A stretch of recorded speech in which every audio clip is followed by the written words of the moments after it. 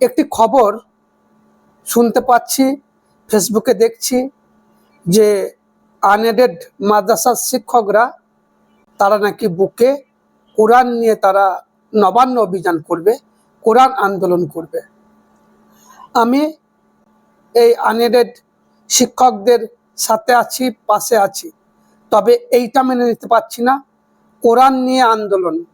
দেখুন, আপনারা কোরআন নিয়ে আন্দোলন করবেন, বুকে কোরআন থাকবে, পুলিশ যদি আপনাদেরকে বাধা দেয়, কোরআন মাটিতে পড়বে। কোরআন আপনার সম্পত্তি নয়, কোরআন আপনার সম্পত্তি নয়, কোরআনকে আপনার অপমান করার অধিকার নেই। কোরআন আল্লাহর সম্পত্তি, আল্লাহ তার হেফাজত করবে। আপনি কেন কোরআনকে সঙ্গে নিয়ে আন্দোলন করতে গিয়ে আপনি লাঠি খাবেন, আপনি মার খাবেন, তার সঙ্গে কোরআনটাকে কেন বেইজ্জত করবেন? কোরআনটাকে কেন মাটিতে ফেলবেন? টানা হিজড়া করবে, পুলিশ আপনাকে লাঠি পেটা করবে, তার সঙ্গে কোরআনটা কোথায় যাবে বলুন? কোরআনটাকে কেন অপমান করবেন? আর আমরা জানি যে কোরআন পাক সাফ অবস্থায় এবং উজু করে ধরতে হয়। পাক থাকবেন ঠিক কথায় আপনারা, কিন্তু উজু তো সবারই থাকবে না। তারা কিভাবে কোরআনটাকে হাতে নিয়ে থাকবে? এইভাবে কোরআন অপমাননা আমি মেনে নিতে পারছি না। আন্দোলন করুন, আন্দোলন করার অনেক পথ আছে, যেমন করে খুশি আন্দোলন করুন, তবে এইভাবে আন্দোলন করতে গিয়ে কোরআনকে অপমাননা করবেন না। এতে মুসলিম সমাজের বুকে আঘাত লাগবে। আপনারা যে আন্দোলন করতে গেছেন করুন, আপনাদেরকে প্রত্যেক ব্যক্তি সমর্থন করে, আপনাদেরকে প্রত্যেককেই সমর্থন করছে, করাটা উচিত। কারণ সরকার আপনাদেরকে কোনো সাহায্য করে না, নেই মিড ডে মিল, নেই আপনার কন্যাশ্রী, নেই আপনার পথশ্রী, কিচ্ছু নেই। তারপরও আপনারা অক্লান্ত পরিশ্রম করে যাচ্ছেন সমাজের জন্য। সরকারের উচিত এই আনএডেড মাদ্রাসাগুলোকে ফুল এডেড করা, অর্থাৎ সরকারের সাহায্য প্রাপ্ত করা, প্রদান করা। এই আনএডেড মাদ্রাসাগুলোকে সরকারি স্বীকৃতি দেওয়া অতি অবশ্যই উচিত। শিক্ষকদের ন্যায্য হারে বেতন দেওয়া, মিড ডে মিল দেওয়া, সবুজ সাথী, কন্যাশ্রী, এইগুলো এই আনএডেড মাদ্রাসাগুলোতে চালু হওয়া উচিত।